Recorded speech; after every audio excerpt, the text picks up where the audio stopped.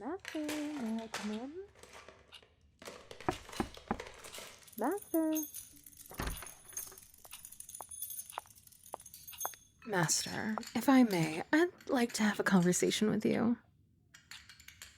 A conversation where you aren't tinkering with that thing the whole duration? Thank you. I must bring to your attention some concerns of mine. You've done nothing but work on that invention of yours for 3 days. I've had to bring all of your meals to the workshop, pull the blankets off of your beds so you're somewhat comfortable after passing out, and you haven't even bathed, not once. You must take a break. Yes, I am well aware. I have no doubts that your automaton will revolutionize the industry. However, it can wait. What could be the harm in stepping away? All those gears and scraps will still be here when you return. They aren't about to catch a train back to London. But surely you needn't work yourself to this extent. At the very least, you must take care of yourself. I understand that you get very invested in your work, and that is very admirable. Your inventions are truly a marvel to behold, but some basic self-care never killed anyone. I do not understand why you insist on working yourself to the bone day in and day out. Your body needs rest. You aren't a machine. Master, I'm going to speak to you as clearly as possible. You need to stop working, even if just for 1 day. Working away over your blueprints for 72 hours and counting is not healthy. But why? Who are you trying to prove yourself to? At this point, I refuse to take no for an answer. You are resting. I simply cannot stand watching you rot away in the workshop any longer.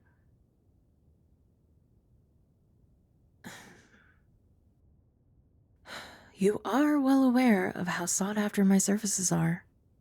If I were to quit, there are countless noble houses that would compensate me more for the same level of work. However, I do not wish to do that. I'm speaking to you not as a maid, but as a companion. So listen closely. You do not need to be productive every waking hour of the day in order to be worth caring about. Moments spent in rest are still important. In fact, they may be even more important than the time you use assembling parts at your workbench. Those restful moments are where your soul, the very core of your being, is nurtured. So please take a break. I beg of you. Thank you. It's good to see that you finally come to your senses. I'll run you a bath and pull out some fresh clothing. Everyday clothing, not those ash-soaked rags you use when laboring.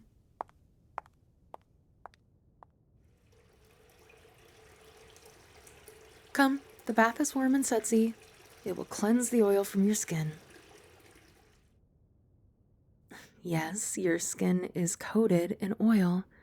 If I didn't know any better, I'd say you were a miner who just emerged from the earth itself. Now, please disrobe and enter the bath. How is it? Too hot? Wonderful. Now, give your mind the freedom to wander. There is no objective to be focused on at the moment. All you must do is simply be. While you do that, please allow me to wash this gunk off you.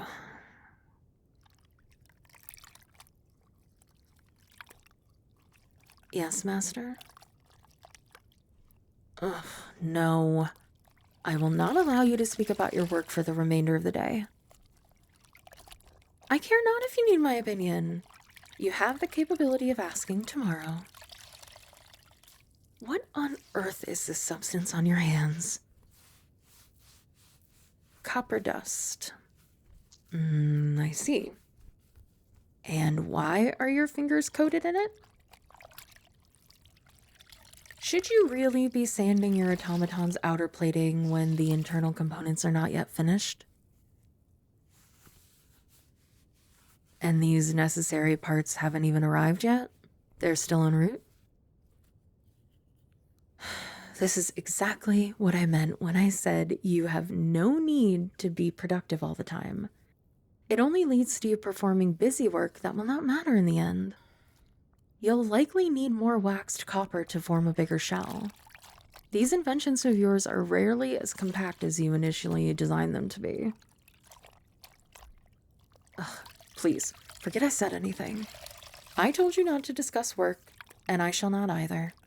No speaking of your automaton until after you eat breakfast tomorrow morning. Am I clear? Lovely. Yes? I mean, no offense, but what kind of question is that? I apologize for laughing, Master. Still, it is a rather strange question. There is no step-by-step guide on how to relax. You simply do. And that right there is your problem. You've no idea how to enjoy yourself. This is why you forcefully engross yourself in menial tasks long after you should have turned in for the day. Indeed, I said I would not speak of it. My mistake. If you really must know, all you do is something you enjoy. Allow your mind to get engrossed in that, and you'll forget all about your responsibilities. There are a multitude of things you could do. Perhaps I shall read you a novel. I know you quite enjoy mysteries. Or we may walk down to the station and watch as the trains depart on their journeys. That is something you quite fancied when we were younger. I was not yet your maid. Really, the task could be anything. Or, I should say that relaxation does not require a task. But for someone in your predicament, I'd suggest starting with an activity that can keep your mind occupied. What about me? Well, I quite enjoy reading in my off time. I tend to prefer romance to mystery, but there are stories in which that overlap.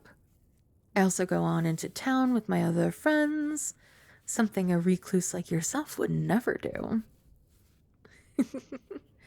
I apologize for teasing, Master. I'm simply making light. Sometimes I don't even do anything.